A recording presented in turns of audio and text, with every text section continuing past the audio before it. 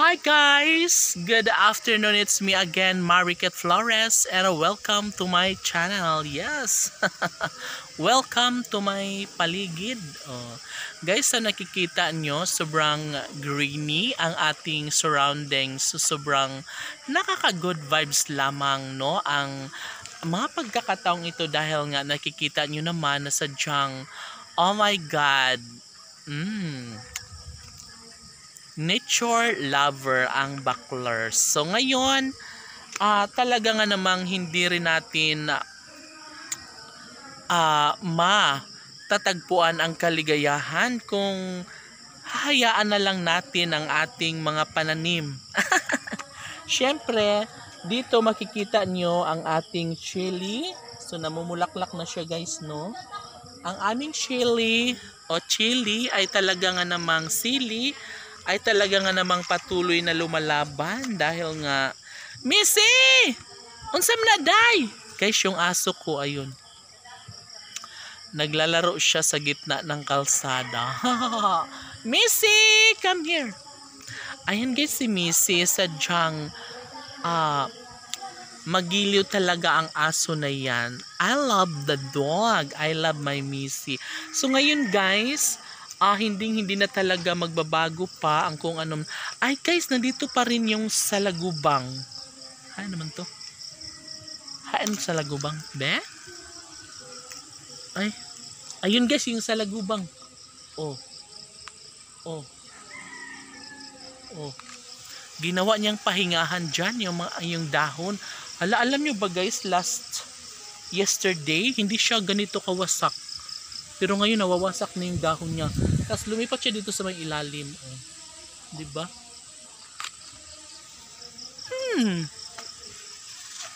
Ayan guys, natutulog pa rin yung salagubang pero nandoon na siya sa ilalim ng dahon. And of course, yung ano natin, yung string beans natin or yung batong, ayan. So dumubli na yung laki niya. Kahapon medyo payat ito pero ngayon ayan, tumaba-taba na siya guys, no? And syempre, nagiging brown na rin yung ano niya, yung kawayan shows. Syempre, sinyalis na ito na talaga nga namang namamatay na yung kawayan. Tsaka nakunot na siya guys. Oh, tingnan nyo. Nakulubot na siya, nakunot na siya. So na-dry na siya dahil sa sobrang init ng panahon. And alam nyo ba guys, dito sa aming lugar ay wala ng ulan-ulan. Lagi na lang umiinit. Mainit ang panahon. So ito naman guys, ito sadyang green pa rin, no? Ito yung nagsisilbing pundasyon at katayan at tawag niyan. Yung anuhan ba ng tali para sa string bands. Pero green pa rin siya guys, sobrang matibay. Unlike dito sa kabila, yung horizontal na kawayan is nagiging brown na siya. So, madali lang siyang natuyo or namatay. So, ngayon, ito na nga guys, yung sunflower ko. Ayan, parang natutulog na siya. Parang napapagod siya for today's video. Dahil nga, hapon na and yun yung sunflower ko guys na talaga nga namang pa-dry na siya. Yung tila pagod na siya.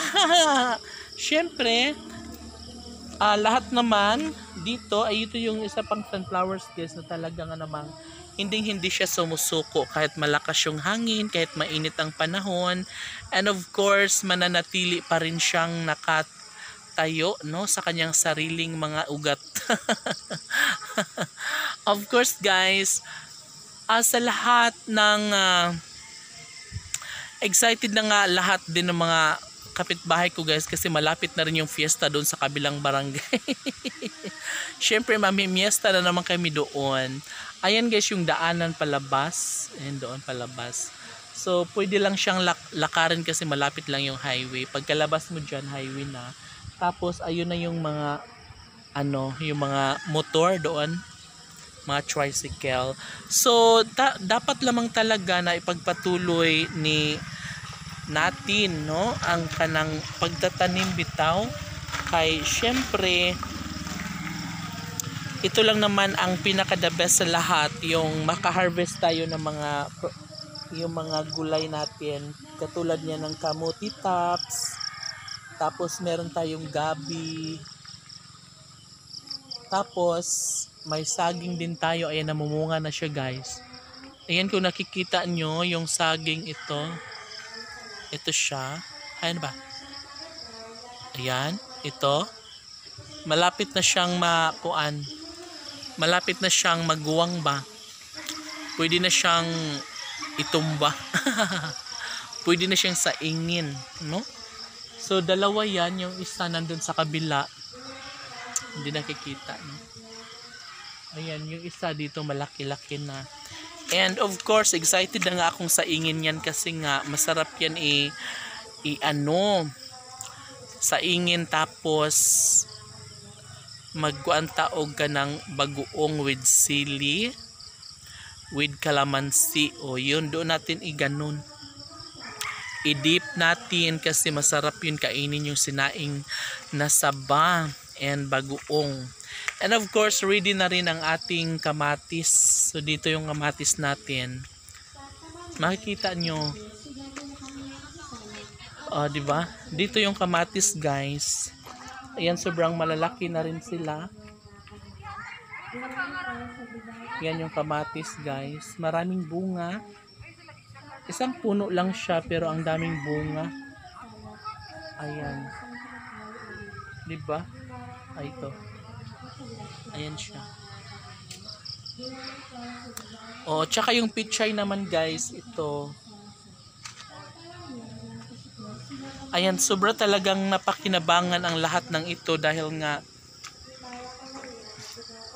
nung piyesta nung nakaraang araw, marami pa kaming mga sobra na mga hilaw na karne. Tapos ginagamitan namin yon. Gumamit kami ng mga pichay at kung ano-ano pa. Ito guys, yung pichay talaga dito guys, yung wala nang pag-asa kasi nga matanda na yung mga pichay and hindi na siya pwedeng i-transplant kasi nga masasayang lamang at magkaroon. And syempre kapag guys, so next time na lang, sayang yung mga seeds, no? Ang dami kasi hindi po pwede na i-transfer lahat yan ngayon dahil wala na. Huli na at ayun, sa sunod na naman tayo babawi. So syempre, ito guys. Tsaka nasisira yung mga namin pichay kasi dahil sa sobrang init ng panahon. Siguro nga yung iba okay naman pero yung kadalasan kasi hindi maganda yung tubo nila. Parang yung panahon ay hindi akma sa hindi sila hiyang, no? Sige, bye, see you again tomorrow. Ingat.